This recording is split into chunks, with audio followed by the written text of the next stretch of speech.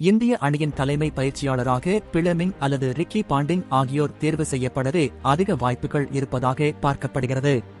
இந்திய அணியின் தலைமை பயிற்சியாளராக செயல்பட்டு வரும் ராகுல் டிராவிட் பதவிக்காலம் ஜூன் மாதம் நடக்கும் T20 உலகக்கோப்பை தொடருடன் முடிவுக்கு வரவுள்ளது. இதனால் பிசிசிஐ தரப்பில் புதிய பயிற்சியாளரை தேர்வு செய்யும் வகையில் விண்ணப்பங்கள் வரவேற்கப்படுவதாக அறிவிக்கப்பட்டுள்ளது. இதனால் இந்திய அணியின் அடுத்த பயிற்சியாளர் யார் என்ற கேள்வி எழுந்துள்ளது. இந்த பதவியில் இருந்து வரும் ராகுல் டிராவிட் பதவியில் தொடர விரும்பவில்லை என்று கூறப்படுகிறது.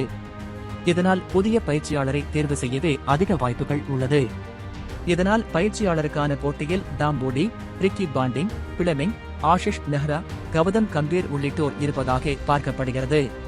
குறிப்பாக கௌதம் கம்பீர், ரிக்கி பாண்டிங் மற்றும் பிளமிங் ஆகியோர் IPL தொடரில் வெற்றிகரமான பயிற்சியாளர்களாக இருப்பதால் ரேஸில் முன்னணி உள்ளனர்.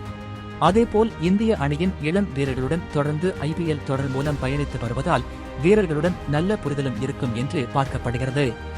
ஆனாலும் வெளிநாட்டு பயிற்சியாளரை நியமிக்கவே பிசிசிஐ விரும்புவதாக தெரிய வருகிறது.